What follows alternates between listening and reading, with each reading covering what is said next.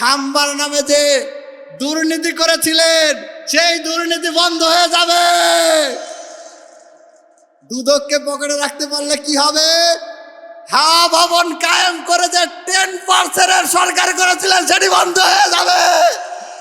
সেই কারণে কেউ কেউ এখনই গণভোটে হ্যাঁর বিরুদ্ধে, জুলাই সনদের বিরুদ্ধে, সংস্কারের বিরুদ্ধে অবস্থান নিয়েছে।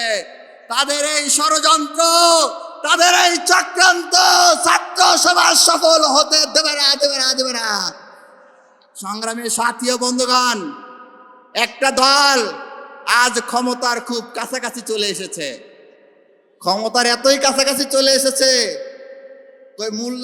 মোল্লার ওসিলায় সিন্নি খাইলা মোল্লা চিনলা না। যেই কেউ একদিকে মুখে গণভোটে হ্যাঁ কথা বলছেন, অন্যদিকে তৃণমূলে ন্যায়ের পক্ষে গণ ক্যাম্পেইন চালু করছেন।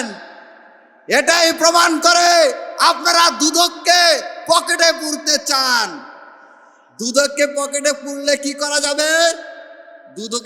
দুদককে পকেটে পুরলে 5 বার তো বিশ্ব চ্যাম্পিয়ন হয়েছিলেন সেটি ঢেকে রাখা যাবে। দুদককে পকেটে পুরা গেলে কি হবে? খাম্বার নামে যে দুর্নীতি করেছিলেন সেই দুর্নীতি বন্ধ হয়ে যাবে। দুদককে পকেটে রাখতে পারলে কি হবে? হাওয়া ভবন কায়েম করে যে 10% সরকার করেছিলেন সেটি বন্ধ হয়ে যাবে। সেই কারণে কেউ কেউ এখনই গণভোটে হ্যাঁর বিরুদ্ধে, জুলাই সনদের বিরুদ্ধে, সংস্কারের বিরুদ্ধে অবস্থান নিয়েছে। তাদের এই ষড়যন্ত্র, তাদের এই চক্রান্ত ছাত্র সমাজ সফল হতে দেবে না।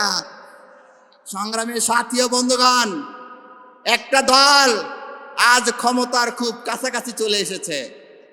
ক্ষমতার এতই কাছাকাছি চলে এসেছে, মোল্লার ওসিলায় সিন্নি খাইলা মোল্লা চিনলা না। যেই শিক্ষার্থীদের, যেই জুলাই শহীদদের রক্তের উপর দাঁড়িয়ে তোমরা ক্ষমতার কাছাকাছি আসছো, তাদের সাথেই তোমরা বিশ্বাসঘাতকতা করতেছ। এত সহজ না পার পাওয়া। বিএনপির স্থায়ী কমিটির সদস্য ইকবাল হাসান মাহমুদ টুকু বলেছেন, আপনারা হয়তো বক্তব্য শুনেছেন, যে ছাত্রদেরকে, এই জুলাই জনতাদেরকে নিয়ন্ত্রণ করতে নাকি তারা মার্শাল ল জারি করবে। তার এই বক্তব্য খুনি হাসিনা 19 জুলাই যেভাবে কারফিউ জারি করেছিল, ঠিক একই আচরণের সামিল ছাড়া আর কিছুই নয়। যারা ছাত্রদেরকে দমাইতে হাসিনার মতো আবারও সেনাবাহিনীকে ব্যবহার করতে চায়, জনগণ তাদেরকে প্রত্যাখ্যান করে আবারও ভারতে পাঠিয়ে দেওয়ার জন্য প্রস্তুত আছে।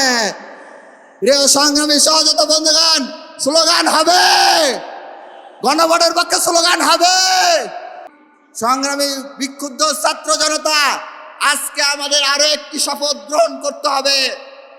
কোন রাজনৈতিক দল ইতিমধ্যেই ভোট কেন্দ্র দখল করে ইলেকশন ইঞ্জিনিয়ারিং এর পায়তারা করছে।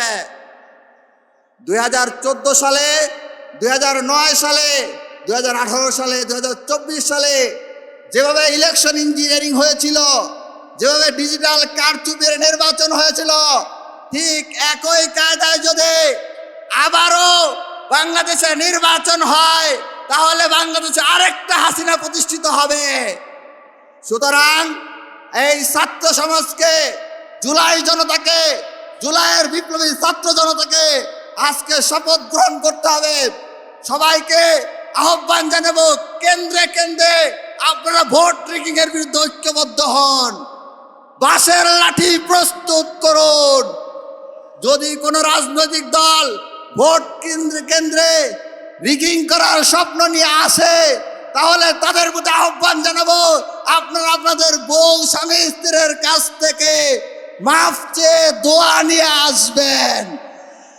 কারণ যদি কোনো হাত ওই হাসিনার মতো, ওই ছাত্রলীগের মতো আবার ছাপ্পা সিল দেওয়ার ষড়যন্ত্র করে, সেই হাত এবার আমাদের বাঁশের লাঠি দিয়ে ভেঙে দেওয়া হবে।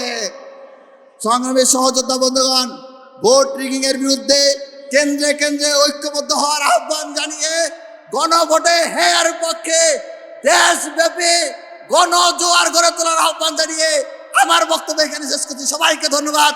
ইনকিলাব জিন্দাবাদ, বাংলাদেশ চিরজীবী হোক, শহীদ শরীফ ওসমান হাদি জিন্দাবাদ। সবাইকে ধন্যবাদ।